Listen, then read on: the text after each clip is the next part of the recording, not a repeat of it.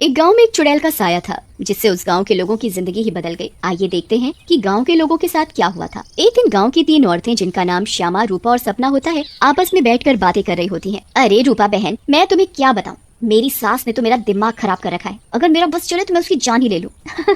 अरे क्या हुआ श्यामा बहन, इतना गुस्से में क्यों हो? शांति मौसी ने क्या कर दिया? हाँ तुम घर में अकेली हो ना, इसीलिए इतने मजे से रहती हो। हमसे पूछो जिनकी सास है, एक तो खाती हैं इतना, रोटी बना बना कर मेरे तो हाथ ही थक जाते हैं, ऊपर से हर काम में कमियां निकालती हैं। सही कह रही हो श्यामा बहन, मेरी कहानी भी कुछ कुछ तुम्हारी तरह ही है। मैं तो जरा सा अपने मर्द के साथ बैठ क्या जाऊं, पता नहीं कहां से बुढ़िया को खबर मिल जाती है, वहीं आकर सर पर खड़ी हो जाती है। हाँ ये तो चिंता की बात है सपना बहन, मौसी को समझाओ, नहीं तो दादी कैसे बनेंगी। रूपा की बात सुनकर तीनों जोर जोर से हंसने लगती हैं। तभी उनकी नजर एक गोलगप्पे वाली पर पड़ती है। गोलगप्पे वाली बहुत ही सुंदर होती है। उसे देखकर तीनों से रहा नहीं जाता और वो तीनों गोलगप्पे वाली के पास चली जाती हैं। अरे तुम तो औरत होकर गोलगप्पे बेच रही हो। ये तो पहली बार देखा है। अरे तो बहन, इसमें बुराई क्या है, कोनो गलत काम थोड़ी ना कर रहे हैं, मेहनत कर रहे हैं। वैसे आप लोग खाओगे गोलगप्पे? बातें तो बहुत अच्छी बनाती हो, चलो देखते हैं गोलगप्पे कैसे हैं। उसके बाद श्यामा और सपना दोनों गोलगप्पे खाने लगती हैं और रूपा वहीं खड़ी हो जाती है। रूपा को ऐसे खड़े देख गोलगप्पे वाली बोलती है, अरे बहन, आप नहीं खा रही गोलगप्पे? क्या हुआ, कहीं आपको अपने फिगर खराब होने का डर लग रहा है क्या? अरे नहीं, ऐसी बात नहीं है, मैं बस बाहर का सामान कम खाती हूँ और कोई बात नहीं, इन दोनों को खाने दो। श्यामा और सपना गोलगप्पा खाने के बाद बोलती हैं, अरे वाह गोलगप्पे वाली, क्या गोलगप्पे हैं, मुंह से तो स्वाद ही नहीं जा रहा, मजा आ गया। ऐसे गोलगप्पे मैंने जिंदगी में कभी नहीं खाए। तुम तो रोज आया करो, मैं तो रोज ही खाऊंगी। हाँ हाँ बहन जी, ये भी कहने की बात है, अब तो मैं रोज ही आया करूंगी, नया नया काम जो खोला है। उसके बाद वो गोलगप्पे वाली वहाँ से चली जाती है और वो तीनों औरतें भी अपने अपने घर चली जाती हैं। अगली सुबह रूपा पानी भरने के लिए कुएं पर जाती है। वहाँ औरतें आपस में बातें कर रही होती हैं। अरे रूपा बहन, पता है तुम्हें श्यामा और सपना कहाँ है? कहाँ है मतलब? अरे अपने घर पर होंगी और कहाँ? आहा, अरे नहीं रूपा बहन, वो दोनों अपने घरों से गायब हैं। कोई कह रहा था कि उनका चक्कर चल रहा था मर्दों के साथ और उन्हीं के साथ घर छोड़कर भाग गई हैं। बेचारे उन दोनों के पति। रूपा को ये बात सुनकर बहुत गुस्सा आता है और वो बोलती है, तुम्हें शर्म आनी चाहिए, औरत होकर औरतों के बारे में ऐसी बातें करते हो। ऐसा कहकर रूपा वहाँ से चली जाती है। शाम को वही गोलगप्पे वाली गांव में फिर से आती है। चीनू और टीनू नाम के 2 मंचले उसे देखकर बोलते हैं, अबे टीनू, वो देख क्या लड़की है, एकदम 1 नंबर, ये तो तेरी भाभी बनने लायक है बीड़ू। सही कह रहा है चीनू, लेकिन इसमें थोड़ा गलती होने का, ये अपन की नहीं, तेरी भाभी बनने लायक है, समझा क्या?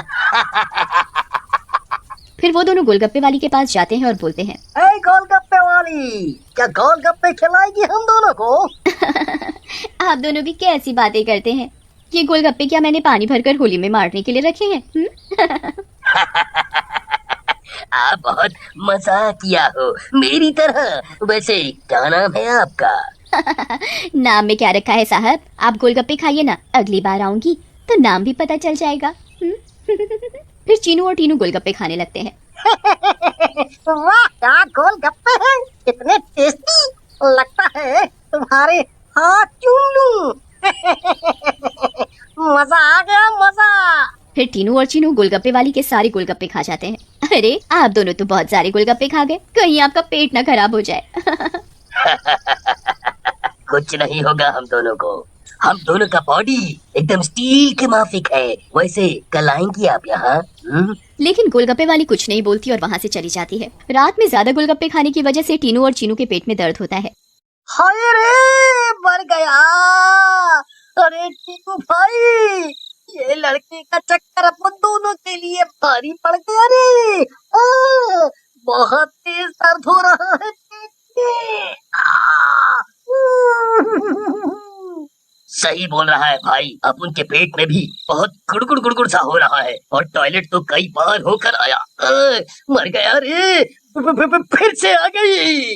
टीनू और चीनू दर्द के मारे पेट पकड़कर बैठे होते हैं। तभी वो गोलगप्पे वाली उनके पास आ जाती है और बोलती है, क्या हुआ मेरे आशिकों, ऐसे क्यों बैठे हो, पेट में दर्द हो रहा है क्या? तुम्हें पता था कि क्या मिलाया है तुमने इसमें, बताओ। लेकिन तभी गोलगप्पे वाली चुड़ैल के रूप में आ जाती है।